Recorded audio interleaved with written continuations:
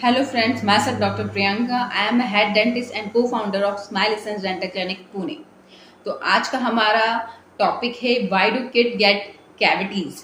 बच्चों में बहुत ज़्यादा आपने देखा होगा कैविटीज बहुत ज़्यादा होती है। कई बार उतना एडल्ट उतने प्रोन नहीं होते हैं जितना कि बच्चे डेंटल कैविटीज के प्रोन होते हैं। तो ऐसा क्यों होता है?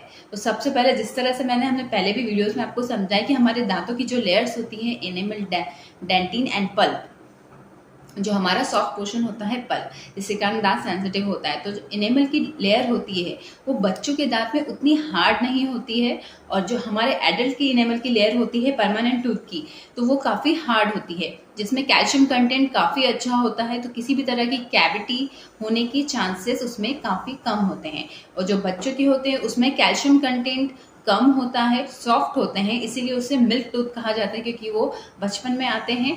तो उसके कारण भी उसमें कैल्शियम कंटेंट और बाकी मिनरल्स काफ़ी कम होते हैं। और वो परमानेंट जो दूध के दांत हैं, मिल्क टूथ होते हैं, वो परमानेंट टूथ से थोड़े से वीक भी होते हैं, सॉफ्ट होते हैं, जिसकी वजह से डेंटल केरीज होने के चांसेस काफ़ी बढ़ जाते हैं। तो ये तो है उसके स्ट्रक्चर की प्रॉब्लम, जिसकी वजह से उसमें कैविटी ज़्यादा होती है। एंड सेकेंड, क्योंकि बच्चे हैं तो वो बहुत ज़्यादा शुगर इंटेक ज़्यादा लेते हैं, बहुत ज़्यादा जंक फूड या चॉकलेट टॉफ़ीज़ ज़्यादा इंटेक करते हैं। उसकी वजह से भी अगर आपका फूड इंटेक में शुगर कंटेंट बहुत ज़्यादा है तो वो कहीं ना कहीं आपके दांतों में स्टिक होगा। तो एडल्ट उतनी मात्रा में शुगर कंटेंट नहीं लेते हैं, वो और भी तरह के फूड को इंटेक करते हैं, लेकिन शुगर कंटेंट ज़्यादा होने के कारण वो आपके दांतों में कहीं ना कहीं स्टिक होता है, जिसकी वजह से अगर आपके दांत में कैविटी प्रोन है, वीक है दांत, तो वो उसमें दांत के ऊपर की लेयर को जल्दी डीमिनरलाइज करके उसमें कैविटी स्टार्ट हो जाता है। तो ये फूड इनटेक जो है बच्चों का बहुत ही शुगरी होता है, बहुत ज़्यादा चॉकलेट टॉफ़ी या किसी भी तरह के जंक फूड्स वो ज़्यादा खाते हैं जो दांतों में स्टिक होते हैं।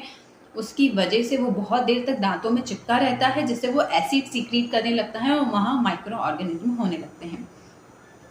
तो ये सेकंड जो है वो है sugary food. And third is poor oral hygiene, क्योंकि बच्चे हैं वो ठीक से ब्रश नहीं कर पाते हैं। कई बार पेरेंट्स इतना ज़्यादा ध्यान नहीं देते हैं कि उनका बच्चा क्या खा रहा है, किस तरह का फूड ले रहा है, या बाहर जाके उसने क्या खाया।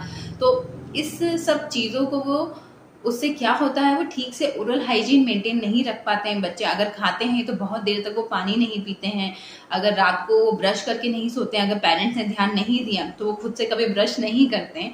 तो एक वो होता है कि बच्चे खुद से ओरल हाइजीन नहीं मेंटेन रख पाते हैं, पेरेंट्स को उसका ध्यान रखना होता है। तो अगर पेरेंट्स भी उसको इग्नोर कर देते हैं या वो भूल जाते हैं किसी वजह से, बिजी होने की वजह से, तो उनकी पुअर ओरल हाइजीन होती जाती है, ओरल हाइजीन काफ़ी हद तक वीक होती जाती है, जिसकी वजह से उनमें डेंटल केरीज होने के चांसेस काफ़ी बढ़ जाते हैं। क्योंकि अगर स्टिकी फूड जमा रहेगा तो वहाँ एसिड सिक्रीशन होगा और डीमिनरलाइजेशन स्टार्ट कर देगा, वहाँ डेंटल डिकेज स्टार्ट हो जाएगा। तो poor oral hygiene is third topic. And fourth is immunity. जो बच्चे होते हैं वो हेल्दी फूड कम खाना पसंद करते हैं, तो उनका इम्यून फैक्टर जो होता है वो डेवलपिंग होता है, तो उनके जो शरीर में होता है वो काफ़ी चीज़ों की रिक्वायरमेंट काफ़ी हाई होती है। तो उसके कारण कई बार बच्चे माल न्यूट्रिशन होते हैं, तो बहुत कम मात्रा में उनका जो होता है शरीर में किसी ना किसी चीज़ की कमी रहती है, तो जिसकी वजह से ही उनकी ओरल हाइजीन जो होती है वो भी ठीक से मेंटेन नहीं होती है। तो वहाँ कैविटी प्रोन होने के चांसेस बहुत ज़्यादा बढ़ जाते हैं, डेंटल डिकी होने के चांसेस बहुत ज़्यादा बढ़ जाते हैं। और अगर पेरेंट्स भी ठीक से नहीं ध्यान दे पाते हैं तो उसकी वजह से डेंटल डिकी ग्रो करते हैं, जो परमानेंट टूथ तक अंदर तक कैविटी हो जाती है। तो ये रहा आज का topic, why do kid get so many cavities in their mouth. क्योंकि इसके कारण ये बहुत सारे फैक्टर्स है जिसकी वजह से किड्स पुअर हाइजीन नहीं मेंटेन कर पाते, अपने डेंटल हाइजीन नहीं मेंटेन कर सकते हैं, तो इसकी वजह से भी उनको डेंटल डिकेट काफ़ी होते हैं। तो सबसे पहले इसका पॉसिबल ट्रीटमेंट ये है कि वो अपने ब्रश करना हैबिट बिल्कुल बचपन से डेवलप कर देनी चाहिए। सेकंड, वो बिल्कुल अगर बहुत कम मात्रा में शुगरी फूड लेंगे या स्टिकी फूड लेंगे तो उनको दांत में उतना स्टिक नहीं होगा। तो अगर हाइजीन कम ज़्यादा भी मेंटेन होगी, लेकिन वो शुगर कंटेंट ना होने की वजह से, वहाँ फूड स्टिक ना होने की वजह से भी उनको कैविटीज नहीं होगी।